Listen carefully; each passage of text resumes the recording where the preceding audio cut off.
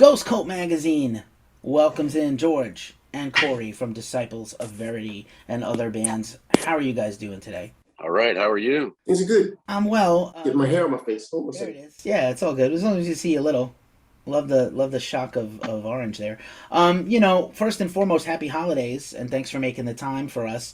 And it's been another batshit crazy year. So I do sincerely hope you, your families, your friends, your collaborators, everybody in your circle is in one piece as much as humanly possible. It's been like loss after loss over here. So I really hope you guys are well.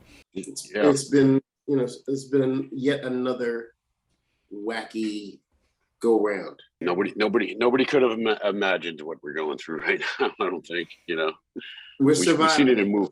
Yeah, we've seen movies. I guess that's about it, right? I think about Pragmatic Sanction as being one of these records that was kind of clipped by the pandemic. A lot of false starts and this brilliant piece of music I wanted everyone to hear really bad. It was one of my favorite records of the last year.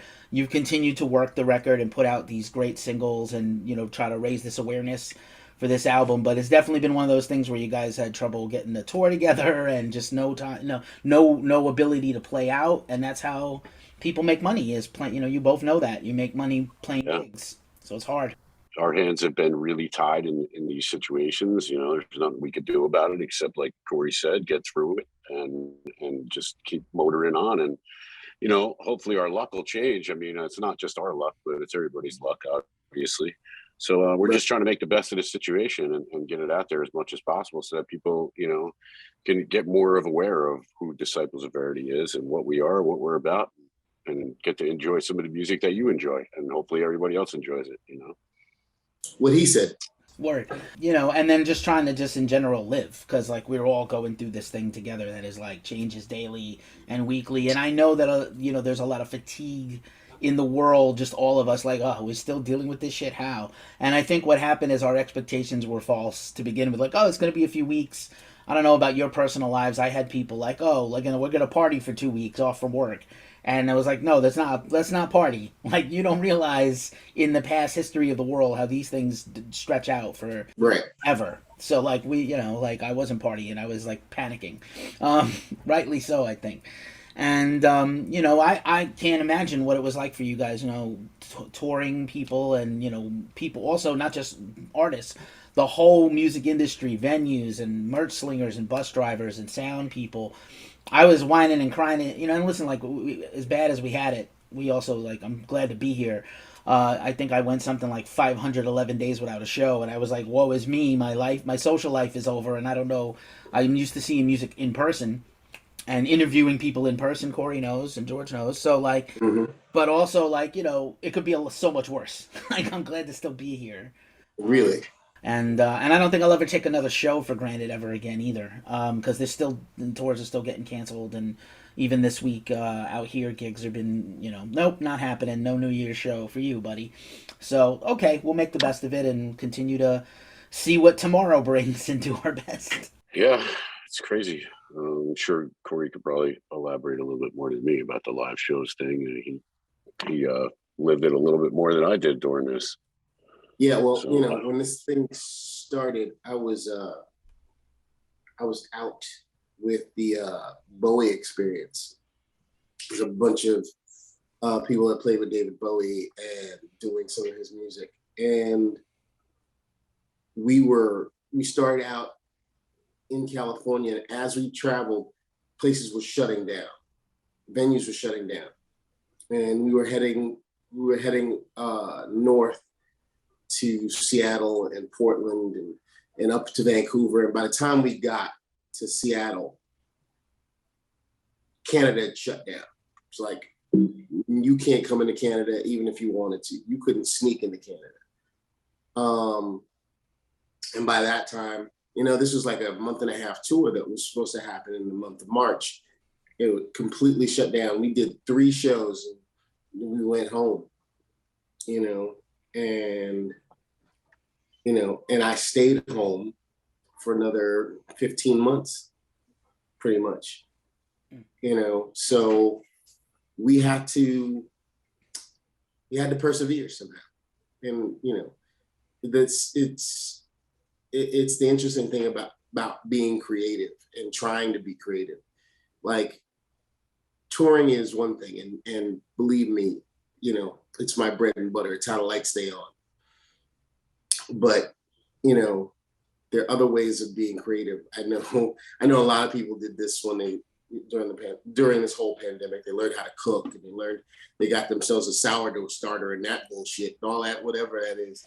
But yeah, I had to learn how to really. I think we all had to learn how to make do with what we have, and you know, try to make as much, be as creative as you possibly could given the circumstances, you know. And you know, doing this disciples thing was part of that whole thing, you know. And when we thought there was going to be a break in the whole, you know, cases going down, and you know, trying to get out there, and then it just started up again, you know.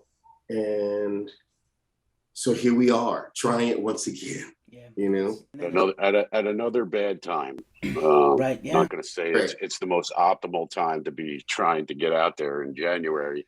Right. This whole thing where everybody's talking about shutting down again, and everybody is shutting down things, like you said. You know, when New Year's Eve gigs are getting shut down, and you know, I mean, things are you know, it's crazy to me because, you know, as stringent as the guidelines were before, all of a sudden they're now like going 360 degrees the opposite way, and like, oh wait, hold on a second, you know what, things are getting really bad again, but let's change the CDC guidelines. Now it's only 5 days you got to be, you know, and now you know what, it's not that bad of a sickness. It's like, no, things are still bad. So I hear you. Caution is best. you know, everybody's just got to be safe and do what's safe for them, and no one can tell them how to stay safe. You know what I mean? But, you know, no one knows how that works. And no, but like I said, you got to keeping on. You got to keeping on, and there's no other way around that. And you got to keep plugging away, and you got to keep working at it. And you know, this is a time when you want to hear new music. This is a time when you have the time to explore new things and find out new ideas and hear new bands, or bands of people you know but didn't really check them out until you had to sit on your ass and do absolutely nothing. It's like, what's on my, you know, Apple Music? What's on Spotify? What's out there? What is new out there? And that's how you'll discover, you know, a band like ours. That's my hope too. And I will say, and I'm especially a huge fan of Bandcamp, whereas where I do a lot of my music discovery is through Bandcamp and people. And Bandcamp is very underutilized. I think it's actually a very artist-friendly platform. You know, obviously we're grateful for the awareness that Spotify brings, not the checks. I think the thing trending on Twitter today is T-Pain shared his rundown of how he makes $1 from all the music, like how many spins he needs to make $1. And that guy's on huge, you know, 20 selling records and stuff, and it's like 300 plays on Spotify, and that's T-Pain, right? So like imagine everybody else quintuple that amount for a rock song or anything. Right.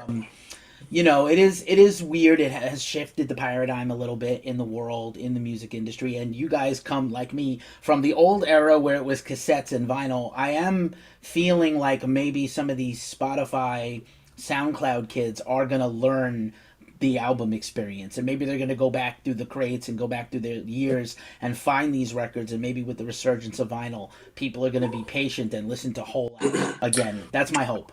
Yeah, we can only hope, you know.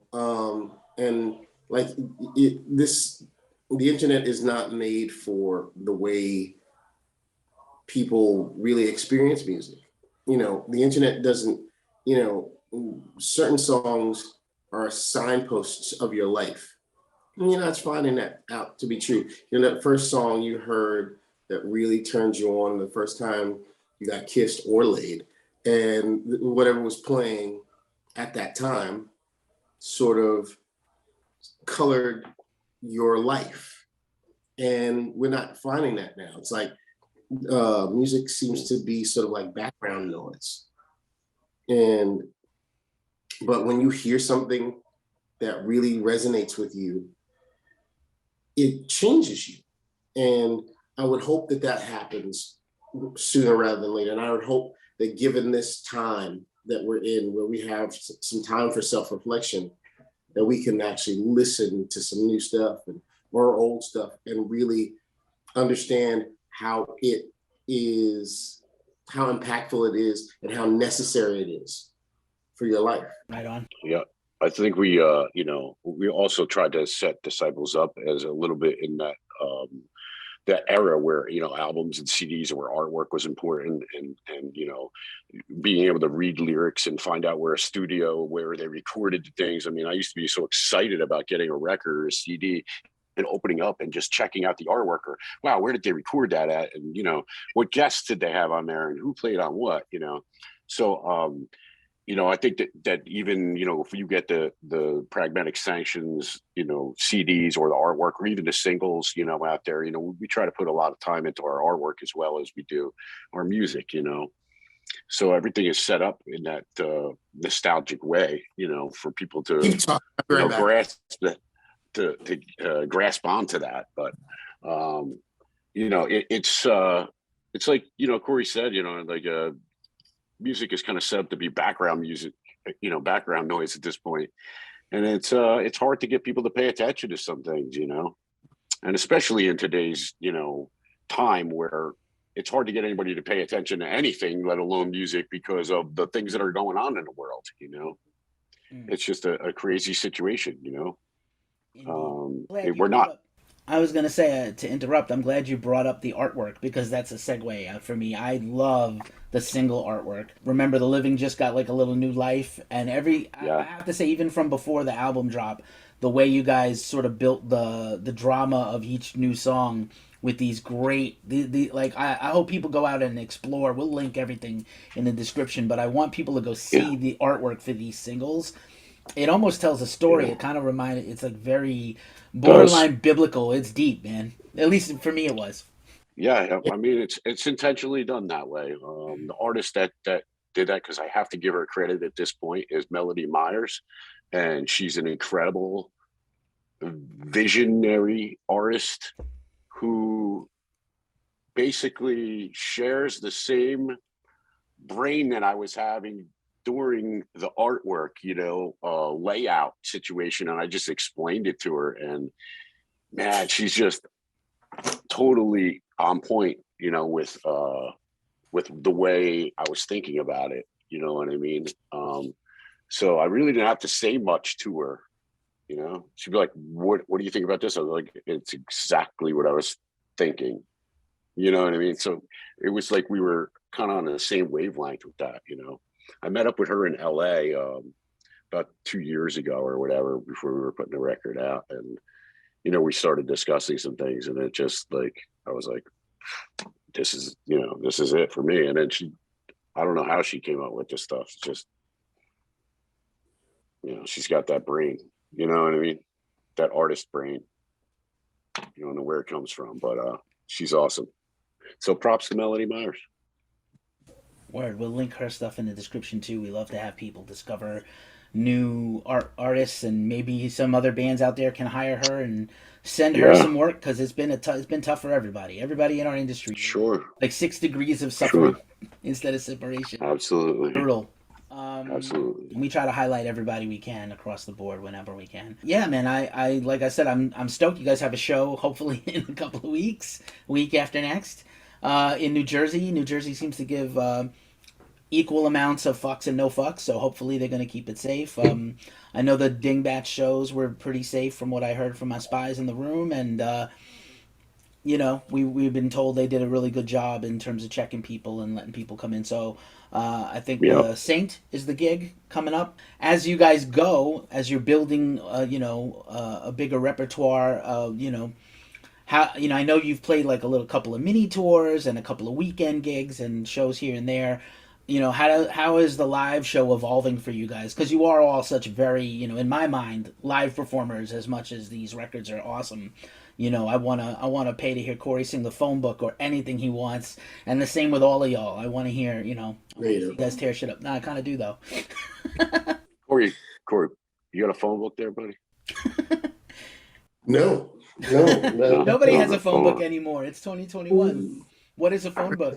What is a globe? What is an encyclopedia? It's all in these phones, you know? Right. Well, we actually have a bunch of gigs coming up, so I don't know if you're aware of that. So it's not just the Jersey gig. We're playing Connecticut on the 7th. Putnam, Connecticut. We're playing a place called Charlie Bravo's, and then we have after the Saint gig, which is the 8th at Asbury Park. Then we're going out on the 15th to New Bedford, Massachusetts, to the Vault Music Hall, and then we're going to Saginaw, Michigan, to Hamilton Street Club, Bradley, Illinois, Westland, Michigan, and then Helen, PA. Nice. All right. I didn't have the full list. So, now I do. Yeah. Michigan in January. Lovely. Yeah. Great. You guys chose well. Come out to California. Yeah. It's no colder than 48 here. It's kind of the rainy season, so it's, we had snow in Northern California recently. Not like a lot, but like certain areas got like feet of snow for the first time in ages. So the place that was on fire a month and a half ago. So not too bad. That's good. Well, Not we the got end to of the world thank or anything. It's only the apocalypse, Right. We're just going to thank our booking agent for the lovely timing and places we have to go in January. Well, I'll tell you what though, those Michigan, just Detroit and Michigan in general, they come out for rock, they come out for heavy metal. They do. The fans They do. are. My experience Yep. is the fans out there are wonderful. They have a rich history of music. I was very lucky to talk to a few Detroiters this year in our interviews, and to hear them talk about like the whole history of rock lives and breathes in that place for whatever reason, just wild. So, yeah, not the best. Bundle up, but I thought the Heart of Rock and Roll was in Cleveland, though. maybe is that what Huey Lewis said? I don't remember the song. Yeah. I don't know. I never know why Cleveland. I guess because of the Rock and Roll Hall of Fame and the old rock and roll. Maybe Cleveland was one of those pinnacle cities on radio. But Listen, as far as I'm concerned, the Rock and Roll Hall of Fame ain't shit until they have Yeah. Living Color in it. dude, I'm with you. I don't want to steer the interview that way completely, but I've never been a fan of award shows and and pats on the back. That's not why anybody does this stuff, and Corey knows that. Obviously, if there was I got fired because I said something to that effect. Really? I was working for VH1, and we had a panel discussion about the Grammys, and I was like, the Grammys is breaking your arm to pat yourself on the back, and I not inadvertently, I took apart a Grammy and said, see, it's just brass and wood, and it's cheap. It means absolutely nothing at the end of the day. And then I got fired a week later. Ouch. The Rock and Roll Hall of Fame comes from, like corporate rock and corporate rock magazines, and not Right. the spirit of real art and why art exists. And, a true artist like yourselves and Corey, you don't need to awards. You've won your share of awards actually also, but what matters is your journey, your path artistically, and the fans. If you care about them, I know it just kind of depends on the relationship. Some people are like, I do what I do for me, and if the fans like it, cool. And then other people are like, no, if I hurt the fans, they're never gonna come back and see me again or buy another thing. So it's a tightrope. I think very few times in life art and what's popular matches up. It's a handful of things. And I'm talking about Michael Jackson to Pink Floyd to Metallica to Sly and the Family Stone. It's a weird range of weirdness where there's an overlap. And then, I was at one of my first things back after the pandemic, nothing, was Bottle Rock in Napa. And they do, sort of rock and also pop artists and some other things. And so in the same day, I saw Mavis Staples and Brandi Carlile. Wow. Very different experiences. Yeah. Mavis Staples at 83 in the burning heat in a cloudless day in Napa Valley murdered the crowd. And then you listen to the set and you're like, I know all these songs because they're well known, they're popular, been in commercials, movies, TV, whatever. Right. But it's like she slayed.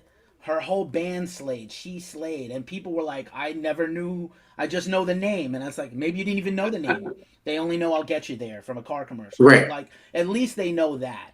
And so, a true artist doesn't need this. They don't need it, man. Like, I know I do what I do, but that's because music is my passion and I don't play it anymore. I write and talk about it. But that's kind of my passion. But like, you know, I'm not necessary to the equation even. I know that, you know, a lot of people think they are. It's always nice to be recognized, but For sure. If it was a just world, this record would be huge to me because this is one of the best records of the last couple of years. And I'm excited about what's coming next. You guys got a new deal, and I hope that means more new music in 2022 or 23, depending on how much touring you get to do. well, Yeah. you know, everything is all you know, up in the air at this point on everything, right? We do Right. got a bunch of new material that we are working on currently. We just gotta track some vocals and put the finishing touches and do it all over again, right? But you know, definitely in the works for more material. We got a new video coming out. We just shot a video like 2 weeks ago or so. So that's in the process of getting edited and stuff like that. So hopefully that'll be brand new in 2022, which it's a track that nobody's ever heard before. So that'll probably be the next single that comes out. I'm not going to say probably, it's definitely going to be the next single coming out. It's called Thread the Needle. So, you know, we're excited about some things that we got going on. But again, here we are, you know, the world's in limbo. What's going to happen next? Really? What? Right. Giant dragonfly is going to come down and start killing people? I don't know. Murder Hornets, Area The 51. murder hornets again. The Area 51, remember that was a big deal. Like people are going to Yeah, storm sure. Area 51, and we're like, the insurrection is coming up on 1 year. Sorry if that. I'm just surprised. Like, listen, if I was the guy who wanted to storm Area 51, I would have done it in the middle of the presidency crap going on. You know what I'm saying? Right. Nobody's paying attention. Nobody would suspect it. I also wouldn't tell anybody. It's like a bully that threatens to beat you up. They would have done it already. Yeah. Like you don't announce your plans. You just go and do something. Right. You know, again. Right. If you're going to storm Area 51, do it safe, people. Put masks on. Stay 6 feet apart. Bring your hand sanitizer. What a weird dystopian future we fell into. And your aluminum foil hat. Don't forget your aluminum That foil. is necessary. Yeah. Like Good point, Corey. 20 Good years point. ago, I was like watching the X-Files, and I thought I was one of those guys, and then I was like, nah, these people are way fucking farther out than I am. And I, like somebody else in a previous interview, we were talking about flat earthers, and I was like, I don't even mind them anymore. Like, remember when, like, that doesn't even enrage me. It's just like, okay, whatever you want to believe. If you're not hurting anybody, your beliefs don't matter to me if they're not hurting people. But also, like, holy shit, that's nothing now. Right. Things will get crazier, I'm Yes. sure. I recommend the movie Don't Look Up, by the way, if you want some commentary and satire on these times. Oh, yes. I saw Coming. something about It's, that. Leo and Jennifer Lawrence are in a movie about a meteor is coming toward Earth, and the public policy is like, just pretend it's not going to happen. Yo, it's going to hit the Earth and kill us all. Nah. Whoa. I was like, this is speaking to me. Oh, my. Yeah. I wish it wasn't, but it is. A lot of people like to bury their head in the sand and pretend like shit's not happening. That's all positive and good. I'm super stoked to hear about new music. Hopefully, you'll play the new song live, maybe at these gigs. Who knows? We will. We definitely will. Soon. I hope everything stays open and safe for everybody. Anything else particularly you guys are looking forward to in 2022? Doesn't have to be personal or artistic, just anything you're looking forward to in a positive sense. Yeah, I mean, I'm looking forward to these shows personally. Just as an aside, I'm also working on a Living Color record, and that will make whatever announcements about that whenever. I'm just hopeful, just to what the next year will bring. Very hopeful. I'm just same here. I'm very hopeful about just getting past what these whole pandemic thing, and hopefully that they find some way to be able to contain or control or get rid of, or so that people can live their lives again. I'm looking forward to that. Yeah, me too. I just want to live. Everybody just wants to live. Right? We all just want to live, man. Thankfully, there's music and art and some films to distract us from things. It's not as bad as it seems. It can always get better. Hopefully it will. And try to be eternally optimistic, but it's tough. But, we do our best. Thank you for this music, guys. Thank you for this chat. I do really appreciate it. And, best of luck and safety and health and happiness and prosperity and all those good wishes in 2022. And hopefully next time we do this, it's at a club in person, somewhere in the country, and we can laugh about this someday. You know, hopefully we won't be crying too much. Also, Hopefully. all right. Thanks for hanging out. Inshallah. Appreciate you guys. Thanks for Thanks a having lot. us, G. Appreciate you, bro. Take care. Talk to you soon.